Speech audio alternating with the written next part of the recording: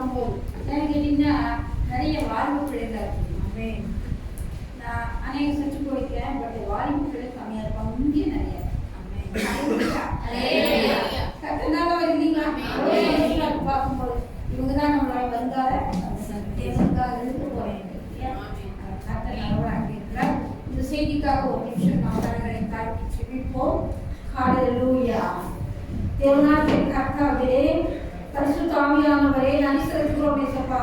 இந்த ஆலயத்தில் நின்று ஆண்டவரே உங்கள் வார்த்தையை கொடுக்கும்படியாக கிருபை பெற்றதற்காக நன்றி செலுத்துகிறோம். தேவன் இங்கு அமர்ந்திருக்கிற ஒவ்வொருவரையும் ஒப்புக்கொடுத்து செபிக்கிறோம் ஆண்டவரே. ஹல்லேலூயா. ஆண்டவரே, ஒவ்வொருவருடைய இருதயத்தின் தேவன் வார்த்தைக்கு நேராய் திருப்ப வேண்டும் என்று செபிக்கிறோம். ஒவ்வொருவர் இருதயத்தோடும் தேவன் பேசி அந்த காரியங்கள் நிறைவேற வேண்டும் என்று செபிக்கிறோம் இயேசுப்பா. ஹல்லேலூயா. ரிகரபா ரிகரபா. ஹல்லேலூயா. ரிகரசபா ரிகரபா. ஹல்லேலூயா. நீங்கள் பாக்கியவான்கள் என்று சொல்கிற வார்த்தைக்காக ஹல்லேலூயா. தேவாதி தேவன் ஹல்லேலூயா. இந்த ஆலயத்தை வேறு இடத்துக்கு மிகவும் நல்ல விசாலமான இடத்தோ ரிகரபா ரிகரபா. ஹல்லேலூயா. கொண்டு போகிற கிருபைக்காக நன்றி. ஹல்லேலூயா. ஓ, இந்த ஜனங்கள் ஜெபித்து கொண்டிருக்கிறார்கள் ஆண்டவரே. ஹல்லேலூயா. ஜெபத்தை கேட்கிற ஆண்டவர் அவரே. ஹல்லேலூயா. வேறு இடத்திற்கு தேவன் மாற்றி போகிற கிருபைக்காக நன்றி செலுத்துகிறோம். ஹல்லேலூயா.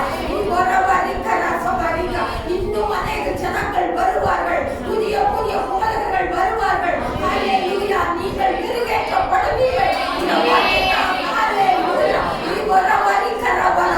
ஹல்லேலூயா. நிறைவேற்றப்படுவீர்கள் பிள்ளைகள். ஹல்லேலூயா. தேவனோடு இசைந்து இணைந்து நடக்கக்கூடிய பிள்ளைகள் ஒவ்வொருவரும் இருப்பீர்கள் என்ற வார்த்தையாக ஹல்லேலூயா.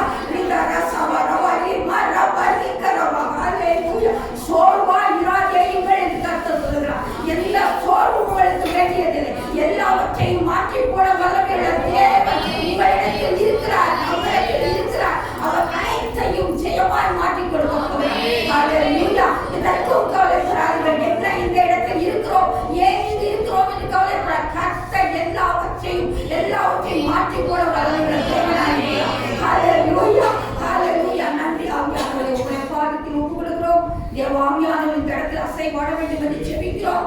இயேசு கிறிஸ்துவின் நாமம் மட்டுமே இந்த இடத்தில் மகிமைப்படட்டும். ஆமென். ஹல்லேலூயா. ஹல்லேலூயா. கர்த்தர் எவ்வளவு பெரியவர் பாத்தீங்களா?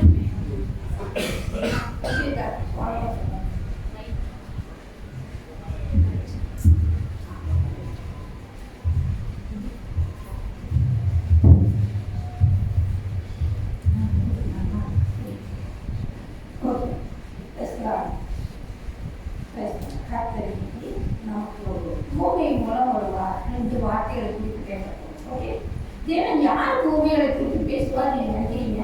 அவரை தெரிந்து கொண்ட, அவரோடு நடக்கிற அவருடைய சீஷர்களுக்கு மட்டுமே உங்களை பேசுகிற தேவராஜ்யத்தை குறித்து பேசுகிற அவருடைய கிருபை அருளப்பட்டிருக்கிறது இல்லையா? எல்லாத்துக்குமே அவர் உண்மையா பேச மாட்டார். ஏன்னா அவங்க எல்லாம் புரிஞ்சுக்க மாட்டாங்க இல்லையா?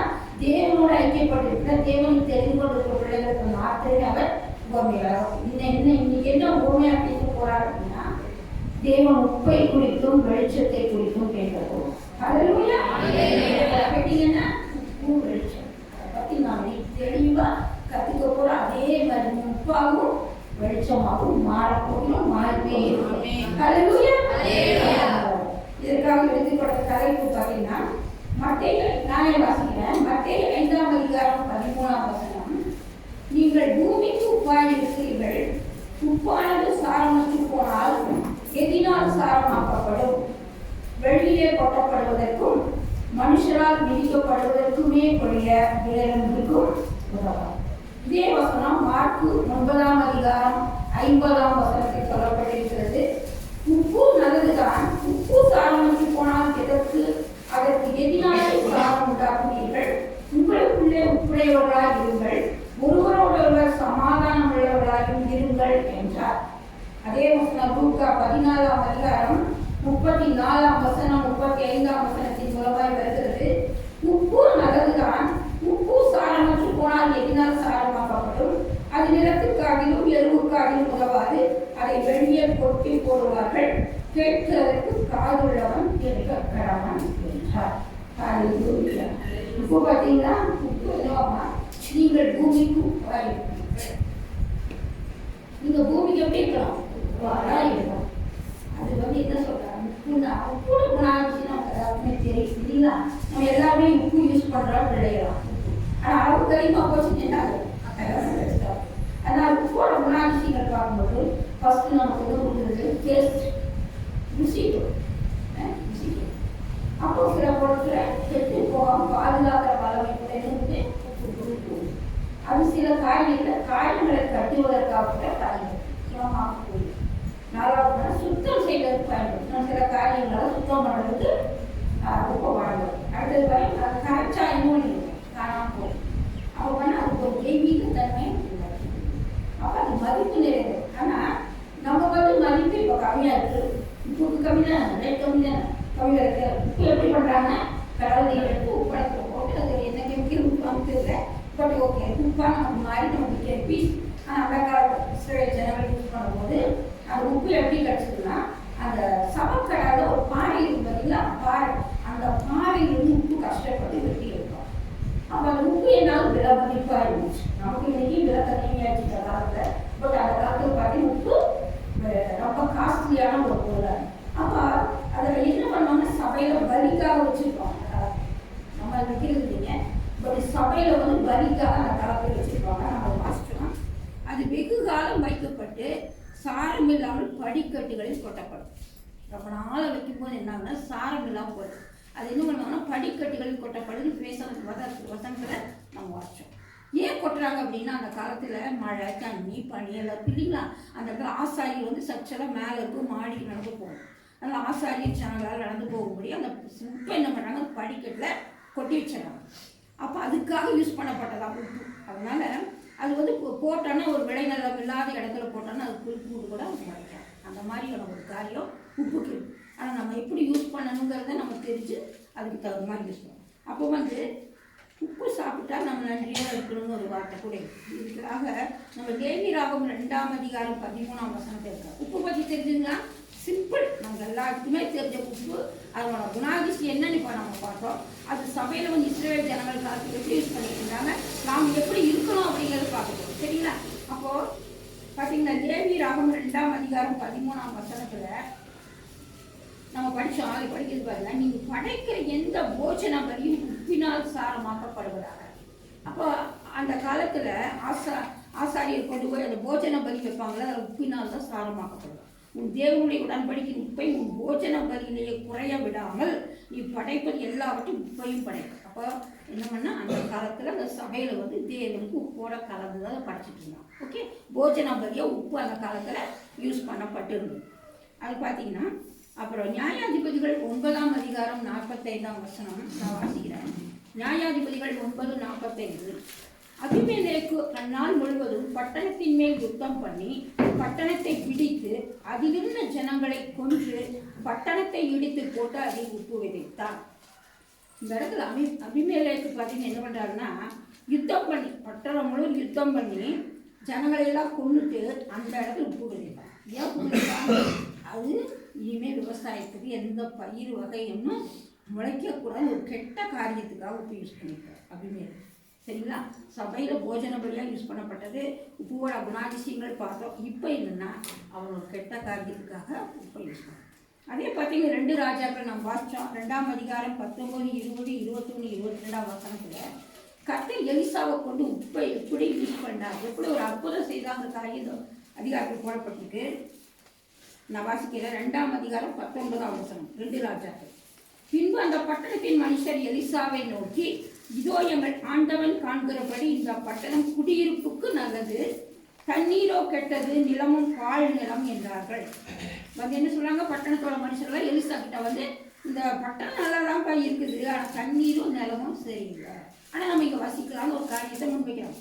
அப்பொழுது எலிசா ஒரு புது தோண்டியை எடுத்து அதிலே உப்பு போட்டு கொண்டு வாருங்கள் என்றார். அல்லேலூயா.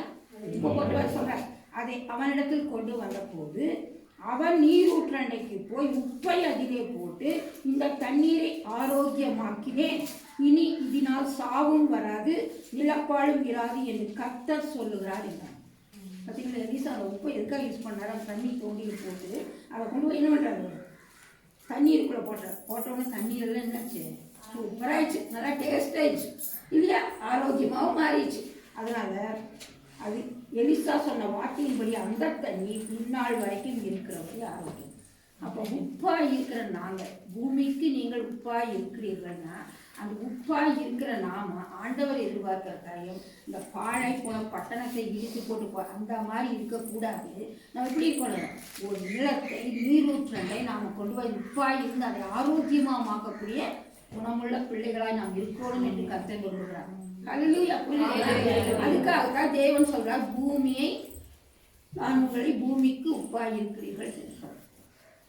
நம்ம எப்படி இருக்கோமா, போல இருக்கும். உப்போட குணாதிசயம் எல்லாம் பார்த்தீங்கன்னா அந்த குணாதிசயத்தின்படி நாம் மற்றவர்களுக்கு ருசி கொடுத்து கொண்டே இருக்கிறோமா, மற்றவர்களுக்கு அன்பாக இருக்கிறோமா, மற்றவர்கள் தேவைகளை சந்திக்கிறோமா, நன்மை செய்கிறோமா, மற்றவர்களுடைய ஏதாவது கஷ்டம் வரும்போது அவங்க காயம் கட்டி ஆறுதல் படுத்துகிற பிள்ளைகளாக இருக்கிறோமா நாம் சிந்திச்சு பார்க்கணும். இந்த மாதிரி குணாதிசயங்கள் இருக்கணும். சும்மா எல்லாம் நம்ம ஏதோ கிறிஸ்தவங்க போனால் வரோம் அப்படிங்கிறது இல்லை, நம்மளோட குணாதிசயம் மாறி இருக்கும். ஏன்னா தேவன் நம்மை உப்பாய் படைத்திருக்கிறார். உங்களுக்கு உப்பாய் சொல்வதனால உப்போட குணாதிசயங்கள் வெளிப்படுத்தும் பிள்ளைகள், அது ஆரோக்கியமான காரியங்களை செய்து கொள்ளும் பிள்ளைகள் நாம் உப்பாய் இருக்க வேண்டும், சட்டம் வேண்டும். அது மட்டும் இல்லை, உப்பு பரிசுத்தத்துக்கு ஒப்பு கொடுக்கணும். அது பாவக்காரி இருக்கிற பிள்ளைகள் பரிசுத்தத்தை நோக்கி அழைக்கணும். ஏன்னா அதை கழுவி நான் உப்பு போட்டு கழுவினா நம்ம சுத்தமாக கொடுக்கிறோம். அதே போல மற்ற செல்களை பாவப்படாத நாம் தூக்கி இருக்கிற பிள்ளைகளை நாம் மாறி இருக்க வேண்டும், கத்த இருக்கிறார். அது மட்டும் என்ன சொன்னாங்கன்னா, காணாமல் போயிருக்கிறது தண்ணியில் கஷ்டப்பாடும். அதே மாதிரி நம்ம ஆண்டவர்கள் வரும்போது நாமே நம்ம கரைத்து கொள்கிற பிள்ளைகளாக தேவனுடைய சுபாவம் மட்டுமே வெளிப்படும். தேவையில்லாத சுபாவங்கள் எல்லாம் நம்ம வீட்டு போக வேண்டும் என்று விரும்புகிறார். அது மட்டும் இல்லை, சாரமற்று போகுது. இருக்கிறவங்களாம் சாரமற்று போகிறதில்லை. கூட இந்த காலத்தில் சாரமற்று போயிடுச்சு. அதனால இயேசு கிறிஸ்து அந்த காரியத்தை குறித்து வெளியே கொட்டப்படுவோம். அதனால் நம்ம எப்போ கொட்டப்படுவோம் அப்படின்னா, தேவனுடைய ஐக்கியத்தை விட்டு விலகும் போது நாம் வீதியில் கொட்டப்படும் மாதிரி போடுவோம். ஏன்னா எப்படி திராட்சை செடியாக இருக்கிற தேவனோடு நம்ம பிள்ளைகளாக படகு அவரோடு இருந்தால் மட்டுமே அந்த குணாதிசயம் நமக்கு வரும்.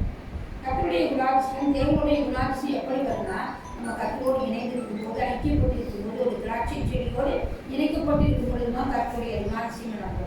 அதனால் அது இணைக்கப்பட்டிருக்கும் போது சாரம் இல்லாமல் போகும். எப்போதுமே சாரம் ஏற்றப்பட்ட பிள்ளைகளாக இருக்க வேண்டும் என்றால் நம் கர்த்தரோடு ஒரு ஐக்கியத்தோடு ஜெபத்திலும் வேதத்திலும் பங்குடையவர்களால் எப்பொழுதும் அவரை நோக்கி பார்க்கிற பிள்ளைகளால், அவரை கண்டடைய பிள்ளைகளால், அவரை தெரிந்து கொள்ளுகிறார். தேவன் நம்மை அவரை தேடினால் நாம் கண்டடைவோம். இல்லைங்களா?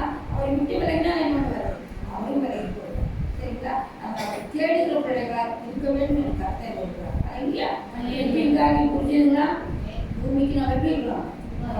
அது ஆரோக்கியமாக நிலத்தை விட்டு போக பாழ்படுத்தப்படக்கூடிய உப்பா இல்லாதவருக்கு உப்பாவுடைய குணாதிசயங்கள் நம்ம கிறிஸ்துவில் இருக்கும்போது எல்லா குணாதிசயம் நமக்கு அவர் சொன்ன காரியம், நீங்கள் பூமிக்கு உப்பாய் இருக்கிறீர்கள்.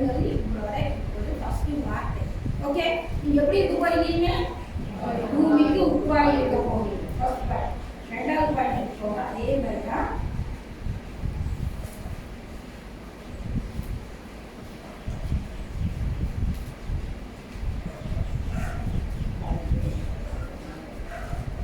நீங்கள் வெளிச்சத்தின் பிள்ளைகள் சொல்றோம். உப்பு நம்மளோட குணாதிசயம் எல்லாத்தையும் மாற்றணும் பசுக்காரியம். ரெண்டாவது வெளிச்சத்தின் பிள்ளைகள் சொல்றோம். இதுக்கு நீங்க எடுக்க வேண்டிய காரியம் ஆதியாகமம் எடுக்கணும். ஃபர்ஸ்ட் சாப்டர் ஆதியாகமம் 1ஆம் அதிகாரம் நான் வாசிக்கிறேன். 1, 2, 3, 4 யாராவது வாசிச்சாலும் ஓகே.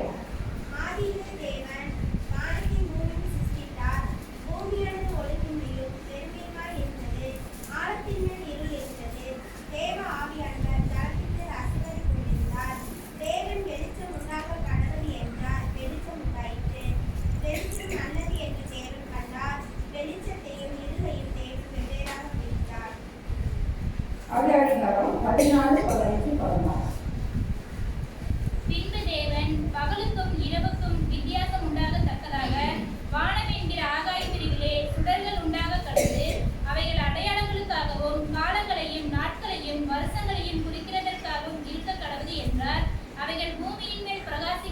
சொல்லிட்டு, வானம் என்கிற ஆகாய விரிவிலே சுடர்களாய் இருக்க கடவுது என்றார்.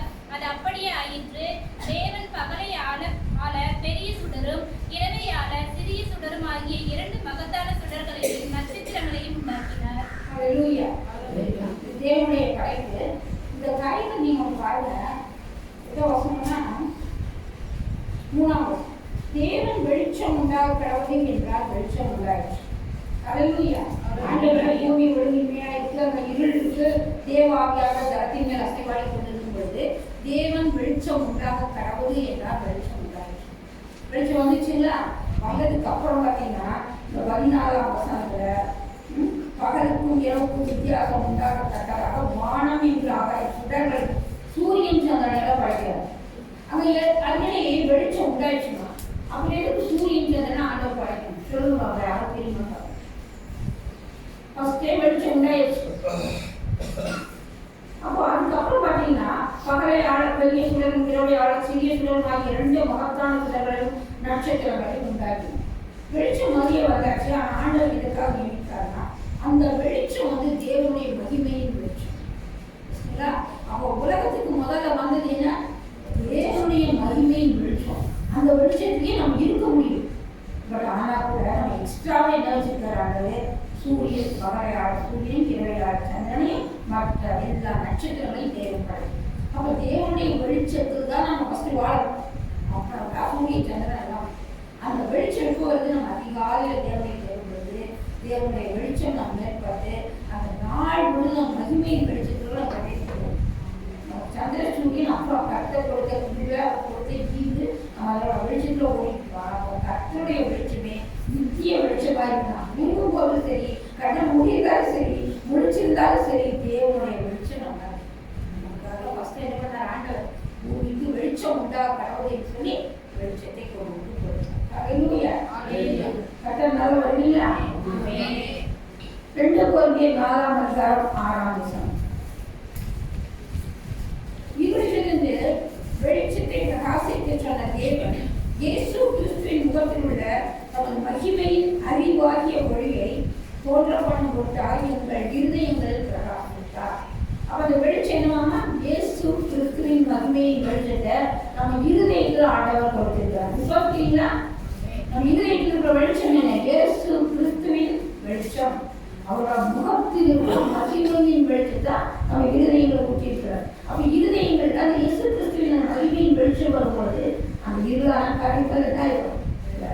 எந்த இருள் நமக்குள்ள இருக்கக்கூடாது. தேவ வெளிச்சம் மட்டுமே நமக்குள்ள இருக்க வேண்டும் என்று தேவன் விரும்புகிறபடியாக தான் இந்த வார்த்தை உங்களுக்கு கொண்டு வந்திருக்காரு. ஓகே, அந்த இருளான காரியங்கள் என்ன காரியம்? நம்ம என்ன சொல்றோம்? இருள்னா பாவம், தேவையில்லாத வார்த்தைகளோ தேவையில்லாத நடக்கைகளோ கண் காது மூக்கு அது எதுலேயுமே இருளான காரியம் இருக்கக்கூடாது. நம்ம நடக்க இருக்கக்கூடாது, காது இருக்கக்கூடாது, கையில் இருக்கக்கூடாது, எதுலையுமே நம்ம செல்போனில் கூட நம்ம பார்க்கக்கூடாது. இருளான காரியங்கள் பண்ணக்கூடாது, பார்க்கணும். ஏன்னா இயேசு கிறிஸ்துவின் வெளிச்சம் நம் இருதயத்தில் ஒற்றப்படுகிறது. சங்கீதம் 27:1 வாசிச்சோம்னா கர்த்தர் என் வெளிச்சமும் ரட்சிப்புமானவர் என்று சங்கீதக்காரன் தாவீது இந்த இடத்துல சொல்றார். சங்கீதக்காரன் சொல்றார், அவர் தான் என்னோட வெளிச்சம், அவர் தான் என் வெளிச்சம்னு சொல்றார். நாமும் அதே மாதிரி சங்கீதக்காரன் மாதிரி சொல்லணும், கர்த்தரே என் வெளிச்சம், கர்த்தரே என் வெளிச்சம். இது கர்த்தரை அறியாத ஜனங்கள் யாருக்கு மாட்டேன்னு நினைக்கிறேன். கர்த்தரை அறிந்தவர்களுக்கு எல்லாமே யார்? கர்த்தரா வெளிச்சம், கர்த்தரா வெளிச்சம். அல்லேலூயா. சங்கீதம் 119:105 வசனத்துல சொல்றார், உங்களுடைய வசனம் என் கால்களுக்கு தீபமும் வெளிச்சமா இருக்கு. அந்த இயேசு கிறிஸ்துவரை எதிர்க்கிறதுனா வசனத்தின் மூலமாய் நம்மோடு இடைப்படுகிறார். தேவனுடைய வசனம் ஆதியிலே வார்த்தை இருந்தது, அந்த வார்த்தை தேவனாய் இருந்தது, அந்த வார்த்தை தேவனிடத்தில் இருந்தது நம்ம வாசிக்கிறோம் இல்லைங்களா? அந்த வசனம், அந்த தேவனாய் இருக்கிற வசனம் எப்படி இருக்குன்னா நம் கால்களுக்கு தீபமாய், நம்ம எந்த நடக்கிற எங்க போறங்கிறத நம்ம கால்களுக்கு அந்த தீபத்தை கொடுக்கும்படியா இயேசுவின் மகிமை அந்த வெளிச்சம் நமக்கு இருந்து நம்ம நடக்க வேண்டிய பாதையை காட்டுகிறதா இருக்கு. அல்லேலூயா, அல்லேலூயா. வெளிச்சம் யார் கொடுக்குறாங்க? இயேசு கிறிஸ்து தன்னுடைய வார்த்தையின் மூலமா நமக்கு கொடுக்கிறார். இப்ப என்ன வந்துட்டு அவரோட வார்த்தை வருது, அந்த வார்த்தை தான் அவருடைய வெளிச்சம். அந்த வெளிச்சத்தின் மூலமா நம்ம கால்களுக்கு தீபமாகவும் வெளிச்சமாகவும் கர்த்தருடைய வார்த்தை வந்து கொண்டிருக்கிறது. நீதிமொழிகள் 6ஆம் அதிகாரம் 23ஆம் வசனம். கட்டளையே விளக்கு, வேதமே வெளிச்சம், போதக சிற்செய்கை ஜீவவழி. ஓகே, நீதிமொழிகள் 6:23. கட்டளையே விளக்கு. தேவனுடைய கட்டளைகள் நம்ம எது கொடுத்திருக்காரோ அதுதான் நமக்கு விளக்கு. வேதம் அவர் கொடுத்திருக்கிற வார்த்தை தான் வெளிச்சம்.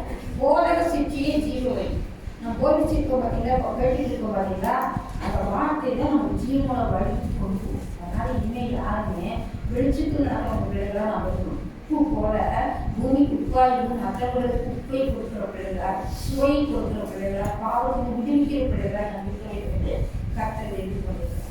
அப்போ ஆண்டவர் சொல்றார் யோவான் 3:9, உலகத்திலே எந்த மனுஷனையும் பிரகாசிப்பிக்கிற ஒளிய அந்த மெய்யான ஒளி. அந்த மெய்யான ஒளி யாருங்க? இயேசு.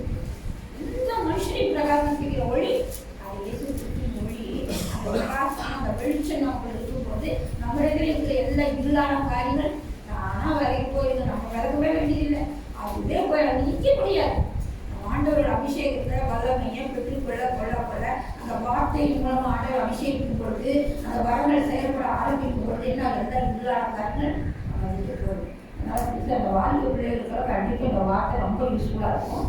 எந்த காரியத்திலையும் இருளான காரியங்களும் நடக்கக்கூடாது. எது தெரியுது, இருள் தெரியுது, ஆண்டவர் மாற்றுவார். சரியா? அது இது நடவாதீர்கள், இருபுறம் வலதுபுறம் இடதுபுறம் சாயாதபடி இதிலே நடவுங்கள் என்று கர்த்தருடைய வார்த்தை சொல்லும். வார்த்தை நம்முடைய காதுகளில் கேட்கணும் பைபிள் வசனம். அதனால நம்ம தேவையில்லாத இடதுபுறமா வலதுபுறம் போகாதபடி கர்த்தருடைய ஜீவ போதக சிற்செய்கை ஜீவம், அந்த ஜீவங்களில் போகக்கூடிய வார்த்தை ஆண்டவர் நமக்கு கொடுப்பார். அதனால யோவான் 8:12 சொல்றார், இயேசு ஜனங்களை நோக்கி, நான் உலகத்திற்கு ஒளியாக இருக்கிறேன், என்னை பின்பற்றுகிறவன் இருளே நடப்பாமல் ஜீவ ஒளியை அடைந்திருப்பான். ஓகே, ஆண்டவர் வார்த்தை அவரை பின்பற்றினா நீங்க சொன்னீங்கன்னா, நான் சர்ச்சுக்கு வந்திருக்கேன், ஆலயத்துக்கு வந்திருக்கேன், கிறிஸ்து என் தேவன் அப்படின்னு சொன்னீங்கன்னா நாம இருளில் நடக்க முடியாது. நடக்க அவர் அனுமதிக்க மாட்டார். பரிசுத்த ஆவியானவர் நம்ம இருளில் நடக்காமல் ஜீவ ஒளியை பெற்றுக்கொள்ளும்படியாக கிருபை கொடுக்கிறார். ஹல்லேலூயா. ஏதாவது எனக்கு முடியல, எனக்கு இருக்கிற கஷ்டம், எனக்கு அப்படி இருக்கு சொல்றீங்களா? இருக்கும்.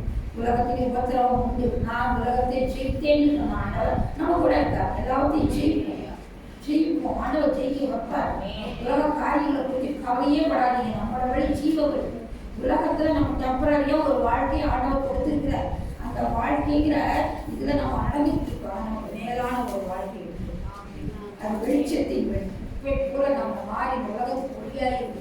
வெளிச்சத்தின் பிள்ளைகளாக இருப்பது ஜீவ வழிக்கு தான் நம்ம போக முடியும். இந்த உலக வரியை குறித்து இந்த குறுகிய கால வரி நம்ம ஏஜ் ஒரு குறிப்பிட்ட நாட்கள் யாருக்கு எப்போன்னு தெரியாது.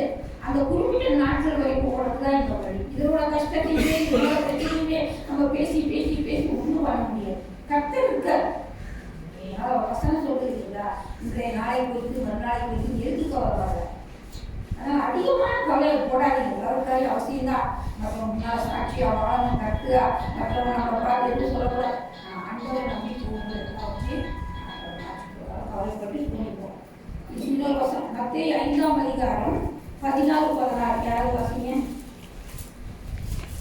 மத்தேயு 5:14. உலகத்துக்கு வெளிச்சமா இருக்கிறீர்கள், மலையில் இருக்கிற பட்டணம் மறைந்திருக்க மாட்டாது. விளக்கை கொளுத்தி மரக்காலால் மூடி வைக்காமல் விளக்கு தண்ணீரில் வைப்பார்கள், அப்பொழுது அது இருக்கிற யாவருக்கும் வெளிச்சம் கொடுக்கும். ஆமென். லூக்கா 11:33.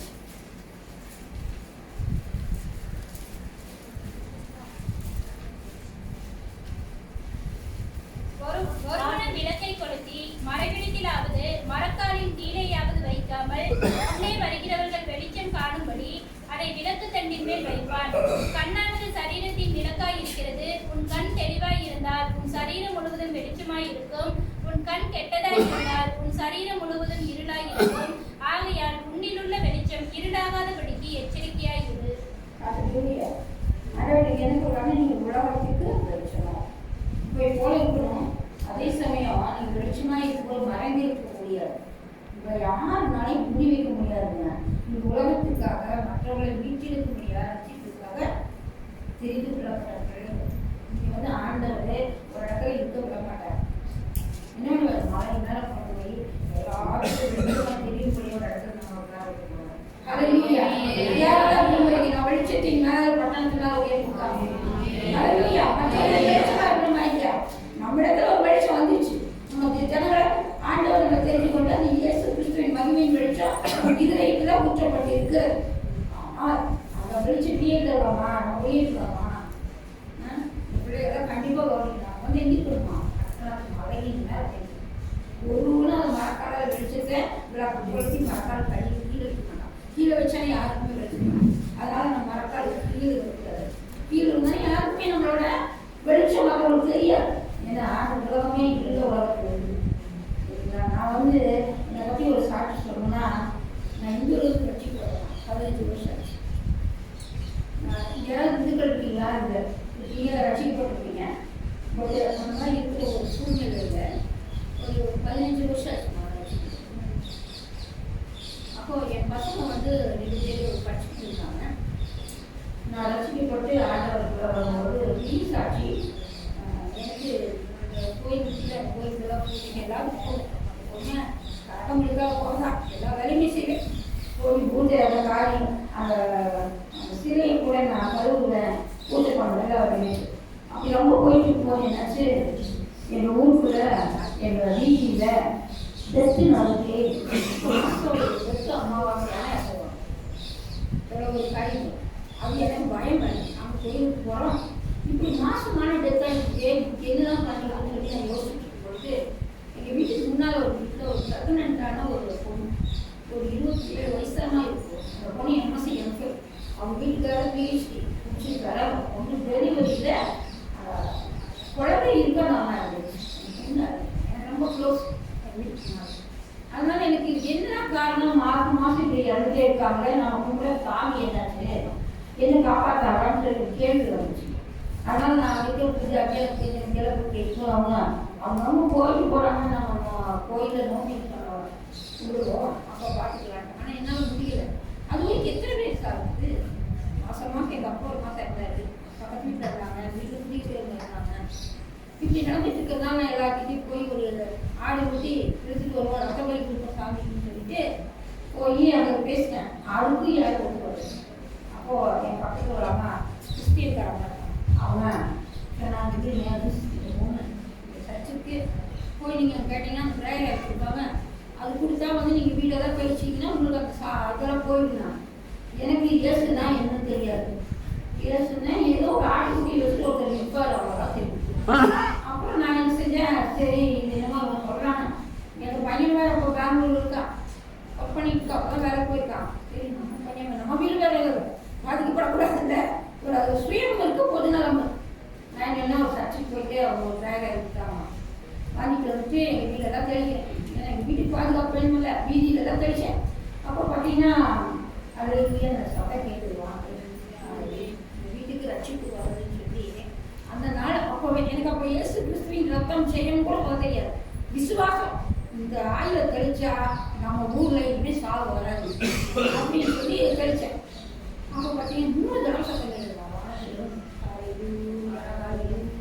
கேட்டு எனக்கு அப்படியே இன்னமும் ஆயிடுச்சு அப்படின்னு சொல்லி பாஸ்ட் அவங்க கேட்டேன்.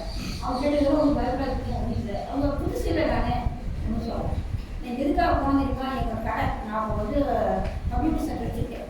அந்த கடை வந்து நல்லா ஓடணும், எனக்கு வந்து ஏதாவது தமிழ் எடுத்துருந்தேன், என் கடை ஓடணுங்கிறதுக்காக போனேன். அப்போ போகும்போது இவங்க சொன்னாங்க சரி அந்த ரீசனுக்காக போகும்போது அவங்க ஒன்றுமே எழுதி கொடுக்குறேன், நீ கடிச்சிட்டு வான்னு அதை கழிச்சிட்டேன். 1 வருஷம் போனோமா அவங்க ஒன்றுமே கொடுக்குறது. சரி அவங்க போதனை கேட்டு கேட்டு கேட்டு நான் அப்படியே நம்ம சாமின்னு சொல்லவே மாட்டேங்கிறாங்க, அப்படின்னு யோசிச்சுக்கிறாங்க. நம்ம சாமி நம்ம சாமி சொல்லுவோம் எல்லாருக்கும் உண்மை இல்லையே சொல்லிட்டு தான் இயேசு கிறிஸ்து சொன்னாங்க. அந்த இடத்துல காரியம் காரியம் இல்லாமல் நான் பார்த்து 1 வருஷம் ஆகணும்னா வேண்டாம், நம்ம இருக்கிறதுக்கு போக வேண்டாம், அது சிலையாக உட்காந்துருக்கு, நம்ம கண்ணு இல்லை ஒன்றும் இல்லை, நாம போய் அதுக்கிட்ட அப்போ எவ்வளோ அறிவில்லாத ஒரு தனமா நம்ம கோயில் நடக்கல இருந்தது கூட அதை ஃபீல் பண்ணேன். இத்தனை வயசாயிடுச்சு ஒன்றுமே தெரியும், இப்படி போய் மரத்தை நம்ம போய் முன்னால் மாட்டிக்கிட்டு நான் மட்டும் இன்னைக்கு ஒரு ரிசர்ச் இன்ஸ்டியூட்டில் நான் ஒர்க் பண்ணிட்டு இருந்தேன். அது எல்லாருமே சயின்டிஸ்ட், அப்படி எல்லாருமே நம்ம ஒன்றா காரில் போகும்போது எல்லாருமே விழுந்து அந்த கோயிலுக்குலாம் விழுந்து மாட்டிக்கிட்டு எல்லாம் பண்ணிட்டு தான் போவோம். அவ்வளோ படிச்சுட்டாங்க, அவ்வளோ கூட சுற்றுறாங்க, அவங்க சரியான ரிசர்ச். பட் ஆனால் ஆண்டவரை தெரியல. நான் அவங்களோட சேர்ந்து இறங்கி வேலை இறங்கி அந்த கோயில் ஒரு கப்பல் வச்சு கூப்பிட்டு சாமிக்கு தான் போவோம்.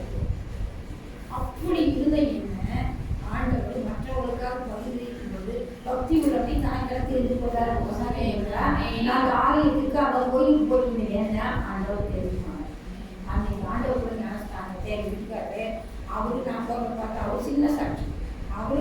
கோயிலுக்கு போகாமல் கடைக்கு போக மாட்டாங்க. சென்டர் நான் காலேஜில் போனதுக்கு எல்லாம் பண்ணிட்டு சென்ட்ரல் சமையல் கோயிலுக்கு போயிட்டு அன்றைக்கி பவசாடம் போயிட்டு திரும்பி போய் பார்க்குறாரு. அந்த பூசாரியா போயிட்டு அப்படியே எங்கள் ஒய்ஃப் வேறு சமைக்கு போயிட்டு இருக்குது, நான் வேறு கோயிலுக்கு வந்துட்டு இருக்கேன்.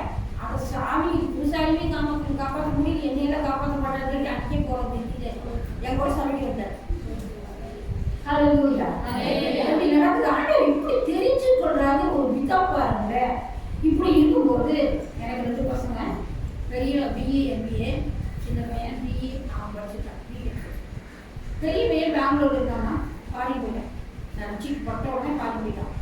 அப்புறம் அவனுக்கு இயேசுவை பற்றி நான் எதுவுமே சொல்ல முடியல. சொன்னேன் என்ன சொல்லுவாங்கன்னா வேலைக்கு நம்ம எப்போ பார்த்தா ஏசுன்னு இருக்குது, செலவு பண்ணுங்க, சர்ச்சுக்கு போங்க அப்படின்னு சொல்லி அவங்க ஃபோனில் தான் பேச முடியுங்கள.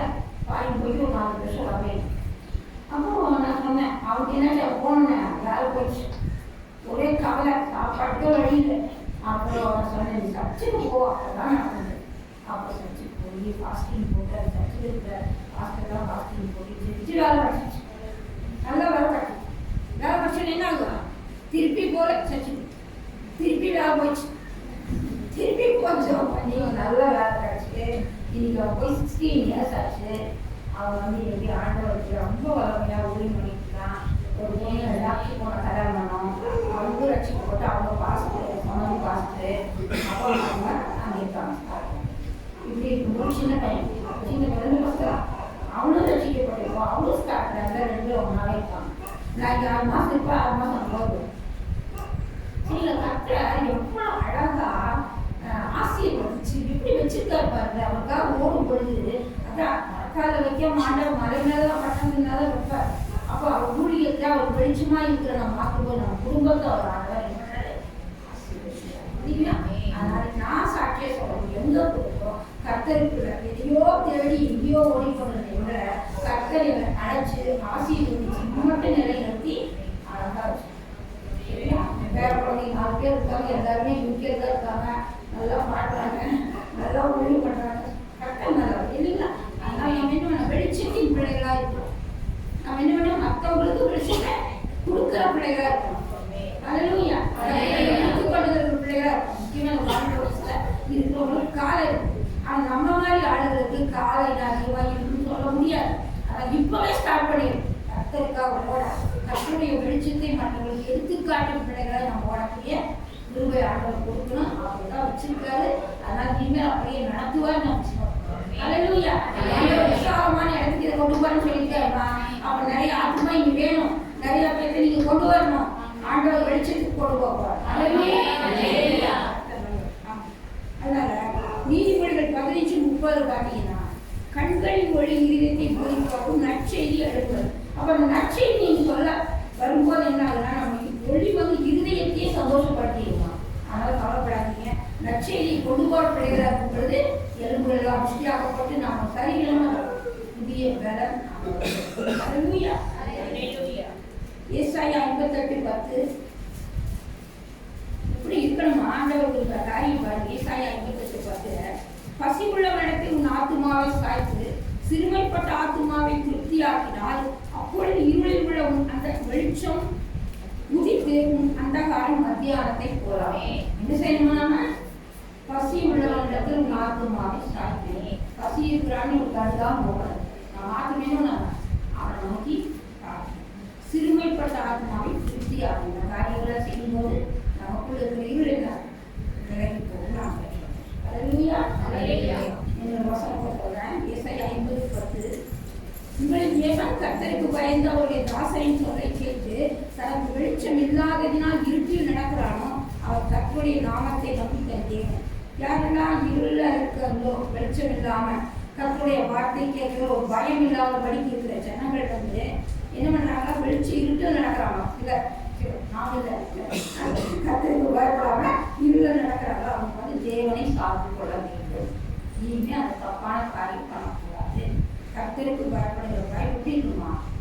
எப்போவுமே நமக்கு உங்களின் தேவன் கர்த்தருக்கு பயந்து அவருடைய தாசரின் சொல்லை கேட்டு தனக்கு வெளிச்சம் இல்லாதனால் இருட்டில் நடக்கிறானோ. யாரோ ஒருத்தருக்குள்ள வெளிச்சம் இல்லை, ஆனா கர்த்தருக்கு பயந்து அவரோட தாசனுடைய சொல்லை கேட்டு வெளிச்சத்துக்குறாங்கன்னா அவன்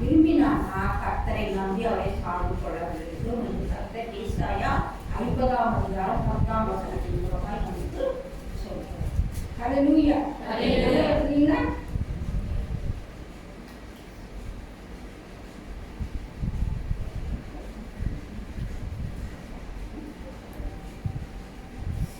யோவான் 5:35 யோவான் ஸ்நானம் எரிந்து பிரகாசிக்கிற விளக்காய் இருந்தான். நம்ம என்ன பண்ணுமா? எரிந்து பிரகாசிக்கிறேன்னா நம்மளோட எல்லாம் விட்டுட்டு ஆண்டவருக்காக நிற்கணும்னு சொல்றேன். ஹalleluya. வெளிப்படுத்த 22:5 வழியாக நாம் சிந்திப்போம். அந்த ராக்கால விழாது விளக்கும் சூரியன் வெளிச்சமும் அவர்களுக்கு வெளிவருகை தேவனாகிய கர்த்தரே அவர்கள் மீது பிரகாசிப்பார். அவர்கள் சதா காவலில். அதான் நம்ம சதா காலத்தில் நிரூபணம் ஒரு அசாரம் வெளிச்சத்தின் பிள்ளைகளா இருக்க போறோம். எல்லாம் சந்தோஷம் தானே? அதுதான் வரீங்களா? எதுக்கு வரீங்க? தேவனை ஆராதிக்கிற இந்த உலகத்துல நம்மளோட கஷ்டங்கள்லாம் என்ன வரும்? ஒரு பாட்டு. ரெண்டாவது பாட்டு என்ன? இன்னொரு வாழ்க்கையை உண்டு, நித்திய வாழ்க்கையை உண்டு. பரலோகத்தின் பிள்ளைகள் தான் நம்ம கைவிடப்பட்டு போயிடக்கூடாது. நாம் எல்லாம் நோக்கம் இந்த பரலோகத்தின் பிள்ளைகள். அங்கே என்ன பண்ணுவோமாங்க? காலம் இருக்காதா, விளக்கும் இருக்காதா, சூரியனுடைய வெளிச்சமும் இருக்காதா, ஒன்றுமே தேவைப்படாது. கர்த்தரே நமக்கு வெளிச்சமா இருக்கணும். இல்லையா? விருப்பப்படுறீங்களா? எல்லாருமே விருப்பப்படுறது.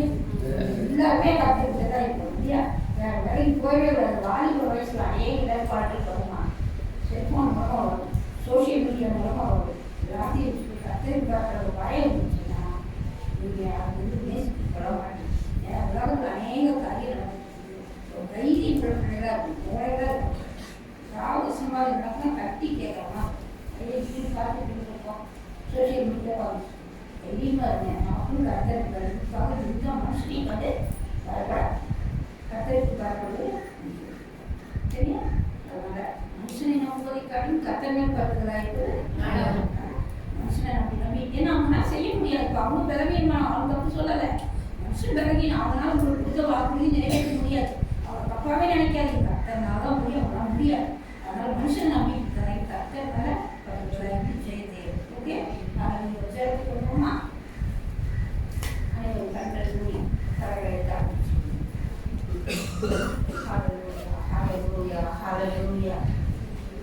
பரிசுத்த தேவா, அருளக்க தேவா, இயேசு கிறிஸ்து தேவா, துதிக்கிறோம், போற்றுகிறோம். இந்த காலை வேளை ஆவியானவரே, இந்த ஓய்வு நாளையை நாங்கள் ஒருமுறைப்படுத்துவோம். ஒரு மனதின் ஆவி எங்களுக்கு கொடுத்திருக்கிற கிருபைக்காக நன்றி செலுத்துகிறோம். ஹல்லேலூயா. ஓ ராகாதிகாரோ, ஹல்லேலூயா. நன்றி ஆவியானவரே. மகிமையுள்ள உம்முடைய வெளிச்சம் ஒவ்வொருவர் மேலும் இப்பொழுது இறங்கபடி செவிகிறேன். ஹல்லேலூயா. அந்த உன்னதத்தில் இருக்கிற மகிமையின் வெளிச்சம் இப்பொழுது இங்கு அமர்ந்து கொண்டிருக்கிற ஒவ்வொருவர் பிள்ளைகளின் இருதயத்திலும் இப்பொழுது இறங்குவதாக. ஹல்லேலூயா. தேவ கரம் ஒவ்வொருவரையும் தொடுவீராக சுவாமி. ஹல்லேலூயா. இவர்கள் வெளிச்சத்தின் பிள்ளைகள் பூமி குப்பாய் இருந்து வெளிச்சமாய் மற்றவர்களுக்கு மாற்றி கொடுக்க வேண்டும். நாங்கள் செபிக்கிறோம் ஆண்டவரே. ஹல்லேலூயா. கர்த்தர் ஹல்லேலூயா இந்த இடத்தில் இறங்கி வந்திருப்பதற்காக நன்றி. ஆவியானவர் ஹல்லேலூயா எங்கள் மத்தியில் இப்பொழுது ஹல்லேலூயா இருளின் நடுவிலே அசைவாடி வெளிச்சத்தை உண்டாக்கின தேவன் எங்கள் ஒவ்வொருவர் மேல் இப்பொழுது பிரசன்னம், தேவ பிரசன்னம், தேவ ஆவியானவர் இப்பொழுது இறங்கி வர வேண்டும் என்று செபிக்கிறோம். ஹல்லேலூயா. ஆவியானவர் ஒவ்வொருவர் இருதயத்திலும் ஆண்டவர்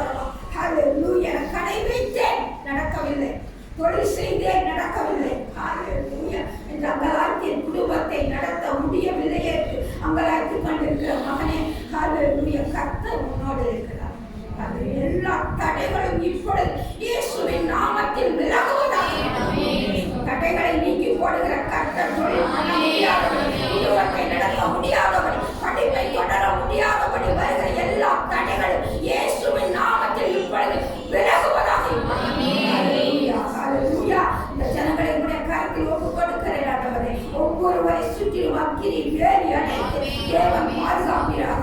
ஹல்லேலூயா. அக்கினியாயிருந்து தேவன் ஒவ்வொருவரை சுற்றி பாளைய விரைவி எந்த தீங்கும் தீமையான காரியங்களும் சாத்தானின் வல்லமைகளும் அணுகாத ஹல்லேலூயா பாதுகாப்பு ஒவ்வொருவருக்கு ஜெபிக்கிறேன். ஹல்லேலூயா. ஒவ்வொருவர் வீட்டிலும் ஆண்டவரே அந்த இஸ்ரவேல் ஜனங்களை வழி நடத்தின ஆண்டவர், அந்த இஸ்ரவேல் ஜனங்களை கூடாரத்தின் மேல் மகிமையை ஊற்றின ஆண்டவர், இப்பொழுது ஒவ்வொருவருடைய கூடாரத்தின் மேல் மகிமையை ஊற்றுவீராக. ஹல்லேலூயா. ஹல்லேலூயா. உமக்கு பயந்து உமது சொல்படி கேட்டு நடக்கிற பிள்ளைகளாய் ஒவ்வொருவருடைய குடும்பத்தை மாற்றுவீராக. ஹல்லேலூயா. இவரவரை கரவ ஹல்லேலூயா. ஆவியானவர் உங்களோடு இருக்கிறார். இவரவரை கரசவரை கரவா. எதற்குமே கலங்காதீர்கள். ஹல்லேலூயா. தேவனாகிய கர்த்தர் உங்களோடு இருக்கிறார். அவர் உலகத்தில் வெளிச்சமாய் இருக்கிறார். நீங்கள் உப்பாய் மாறப் போகிறீர்கள். இந்த உலகத்திற்கு வெளிச்சமாக போகிறீர்கள். ஹல்லேலூயா. ஹல்லேலூயா. தேவனாகிய கர்த்தர் ஒவ்வொருவருக்கும் ஆண்டவர் புதிய வெளிச்சத்தை கொடுத்து புதிய காரியங்களை செய்வேன் என்று சொல்கிறார். நன்றி ஆவியானவரே, நன்றி நன்றி. ஹல்லேலூயா. ஹல்லேலூயா. அடையாமல் அந்த பிரசன்னம் மிதந்து கொண்டிருக்கிறது. இருக்க விட மாட்டேன். ஹல்லேலூயா. யாரோ எதையோ நினைத்து கலங்கி எனக்காக ஜெபிக்க மாட்டீர்களா என்று சொல்லி கேட்கிற மகளே, ஹல்லேலூயா, உனக்காக ஜெபிக்கிறேன். ஓ ஹல்லேலூயா. நீ எடுத்த காரியம், நீ நினைத்த காரியம் நிறைவேறும் என்று கர்த்தர் சொல்கிறார். ஹல்லேலூயா. மக்களே, நீ நினைத்தா எனக்காக ஜெபிக்க மாட்டார்களா? நான் உனக்காக பிரத்யேகமாக இறங்கி வந்திருக்கிறேன் என்று கர்த்தர் சொல்கிறார். நீ நினைத்த காரியத்தை நான் நிறைவேற்றி தருவேன்.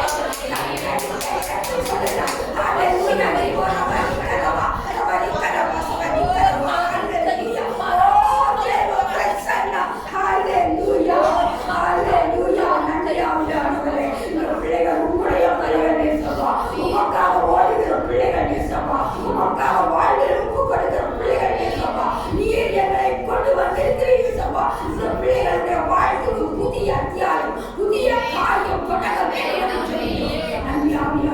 இந்த ஆலயத்தை குறித்ததான தேவனுடைய தரிசனம் சீக்கிரத்தில் நிறைவேற நிறைவேற்றி தருவீராக. நிறைவேற்றி தருவீராக. புதிய ஆத்துமாக்களை கொண்டு வருவீராக. ஹல்லேலூயா. ஹல்லேலூயா. புதிய ஊழியக்காரர்களை கொண்டு வந்து பிரசங்கிக்க வைத்து ஒவ்வொருவரை ஏற்றுவீராக. ஹல்லேலூயா. நன்றி ஆவியானவரே, நன்றி ஆவியானவரே. ஹல்லேலூயா. கர்த்தர் அழுகிற ஒரு காரியம் உண்டு. சிலர் தொய்ந்து போய் இருக்கிறீர்கள். கர்த்தருக்குள் வளர முடியாமல் சிலர் இருக்கிறீர்கள். கர்த்தர் மிகுந்த துக்கத்தோடு பேசுகிறார். மகளே, நீ எழுந்து வா, நீ எழுந்து வா, தங்கி விடாதே, நீ எழுந்து வா என்று கர்த்தர் கூப்பிடுகிறார். எழுந்து வர வேண்டும் என்று கேட்கிறார். தயங்கி ஓய்ந்து சங்கடப்பட்டு துக்கப்பட்டு கர்த்தரினோடு இருக்கிறார். நீ எழுந்து வா என்று அழைக்கிறார். வருத்தப்பட்டு வாரம் சுமக்கிறவர்களை நீங்கள் எல்லோரும் என்னிடத்தில் வாருங்கள் என்று சொன்னார். அந்த வார்த்தையில் யாரெல்லாம் துக்கத்தில் இருக்கிறீர்களோ, வாழ்க்கையில் இருக்கிறீர்களோ, எல்லாவற்றையும் விட்டு எனக்காக ஒரு தெய்வம் உண்டு, அவர் கர்த்தராகிய இயேசு கிறிஸ்து என்று சொல்லி அவரிடத்தில் வரும்பொழுது எல்லா காரியத்தையும் அவர் ஜெயம் வரலாம். எதற்கும் கலந்து போகாதீர்கள். கர்த்தராகிய தேவன் ஒவ்வொருவருக்காக துணை இருக்கிறார். நீங்கள் தைரியமாய் இருக்கிற கர்த்தர் ஒவ்வொருவரையும் ஆசீர்வதிப்பார். ஆமென். இயேசு கிறிஸ்துவின் நாமத்தினாலே ஜெபிக்கிறோம் என்ற நல்ல பிதாவே. ஆமென்.